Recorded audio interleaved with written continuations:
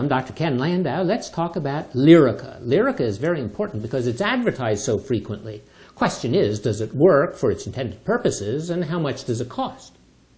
Well, Lyrica is an anticonvulsant used for certain kind of minor forms of epilepsy, but more importantly, it's used for neuropathic pain, the pain that you get with fibromyalgia or the pain associated in the aftermath of shingles, the post-herpetic neuralgia, or the pain that diabetics frequently get, especially involving the feet, diabetic peripheral neuropathy.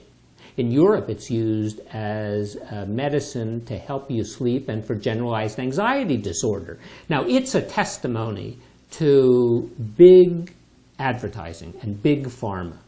It was approved in 2004, and by 2008, it already was selling revenue in excess of $1 billion, and by 2011, almost $4 billion, and in 2014, more than $5 billion.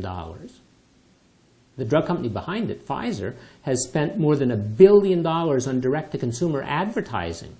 So each year, it spends well in excess of $100 million on advertising for Lyrica as a treatment for fibromyalgia, another $100 million for use in treating diabetic peripheral neuropathy. Now, the drug was developed by a chemist at Northwestern University in Chicago. And again, to show you how much money is involved in some of these drugs, the school got well in excess of $1 billion for its role in this drug. And they just recently sold some rights for about $700 million. Now, what do we know about the drug itself? Well, you can take it with food. It's excreted unchanged in the urine. It isn't bound to the plasma protein, so we don't have to worry about drug-to-drug interactions. But since the drug is a depressant for the central nervous system, we do have to be a little bit careful drinking alcohol or taking an opioid, hydrocodone, oxycodone. And we have to be careful taking a benzodiazepine, central nervous system depressant, so for sleep or for anxiety. If you have diabetes and diabetic peripheral neuropathy, you take the drug, you start off at a dose of 50 milligrams 3 times a day and increase that after a week to about 100 milligrams 3 times a day. That's the optimal dose, as long as your kidneys seem to function normally. And at that dose, you're going to start to see improvement within a week. But you have to realize this is not a drug that's going to give you complete elimination of your pain. It's going to make the pain more tolerable. That's all it will do. It's a drug that works a little bit. So how much is a little bit? Well, if we look at the people who have diabetic peripheral neuropathy, how many people are going to get 100% improvement of the pain, complete elimination of the pain? Less than 1 person in 10. How about 70% improvement in the pain? 1 person in 5. Well, how about at least a 50% reduction in the pain?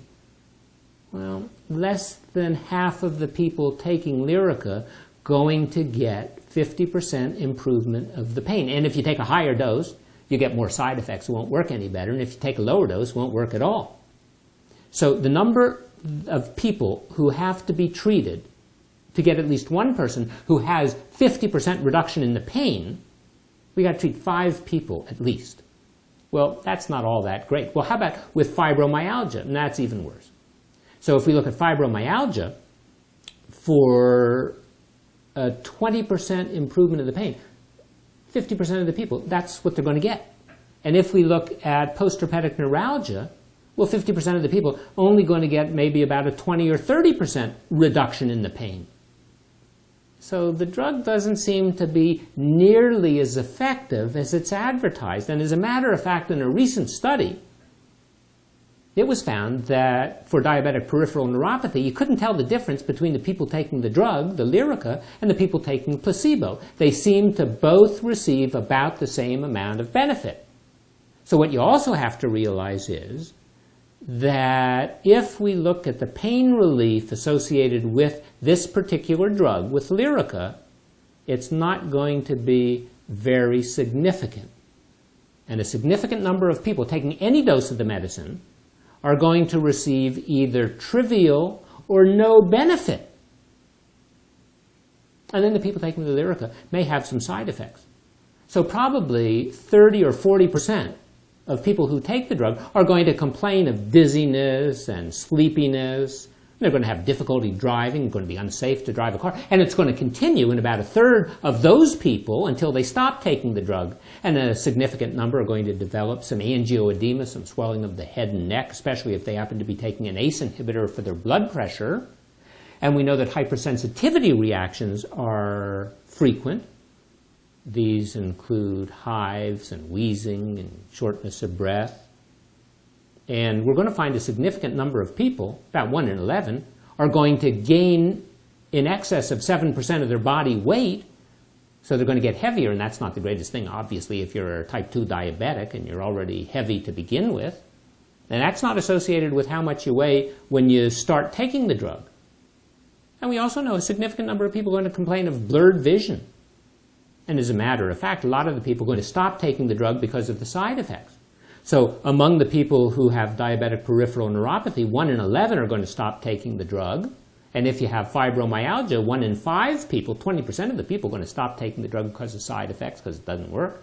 And we know if you have a post-herpetic neuralgia problem, about 1 person in 7 are going to stop taking the drug. And some of the people taking the drug are going to have suicidal ideation, suicidal thoughts, and significant number are going to develop peripheral edema, and the peripheral edema, swelling of the feet especially, not related to either cardiovascular disease or high blood pressure or congestive heart failure or kidney disease or liver disease. Then you have to be careful if you're taking either Avandia or Actos, because that seems to make the situation worse. And we know if you take the drug and then begin to stop taking it, stop it too abruptly, you could have an increase in seizure disorder if you happen to have seizures. And we know that some of the people taking the drug are going to have a lack of coordination, going to have a loss of sexual desire, erectile dysfunction, muscle cramps, constipation, dry mouth. Some of the people are going to develop inflammation of the pancreas, pancreatitis. The blood pressure is going to be changed, and we're going to find a decrease in the ability of some of the white cells to fight infection. And it seems that you can develop a dependence on this particular drug. So if you stop taking the drug, you're going to have withdrawal symptoms, same kind of symptoms you might have if you stop taking a narcotic. You're going to have nausea and diarrhea and headache and insomnia and anxiety. You're going to perspire a lot. You can abuse the drug, especially because it seems that some people taking the drug develop a euphoria. There are a variety of mechanisms of action of the drug. It seems to work on some of the neurotransmitters. Exactly which one and which one's the most important, we don't really know. And unfortunately, there haven't really been any studies comparing Lyrica to other drugs to see which is more appropriate, which provides better relief. But the little studies that have been done aren't very complementary to Lyrica. And Lyrica is very expensive. If you pay cash for the drug, each pill is about $16. That means it costs you somewhere in excess of $400, $450 a month. This drug, Lyrica, contributes about 10%, 1/10 of all the revenue of the giant pharmaceutical company called Pfizer. Now, since they've been marketing the drug for in excess of 10 years, they've had multiple price increases in the drug. And as we get closer to patent expiration, 2018, we're probably going to find more. Now, there are a variety of alternatives for all of these different disorders, the fibromyalgia, the diabetic peripheral neuropathy, the post-herpetic neuralgia. We have lots of different treatments. Some of them good, some of them not as good. But none of them seem to be as expensive. So, for instance, if you were taking gabapentin, that would cost somewhere less than $30 a month. If you take Cymbalta, which is also approved for the purpose, approved for painful diabetic peripheral neuropathy, it's an antidepressant also called duloxetine. Well, you can take the generic for about $22 a month instead of $450 a month. An antidepressant, one of the generic antidepressants, you could take for somewhere between $1 and $10 a month. You have to realize we have a lot of different medicines available, a lot of other kind of therapies too. Capsaicin that can be applied, lidocaine patches that can be applied, isosorbide dinitrate spray that can be applied to the skin, sprayed on the skin. Lots of different choices. Is Lyrica the best? Well, it certainly is the most heavily advertised. It's the one that has the most appearance on the television. But just because everyone is familiar with the drug, unfortunately, it doesn't mean that the drug is very good. And at least in the case of Lyrica, we can do better.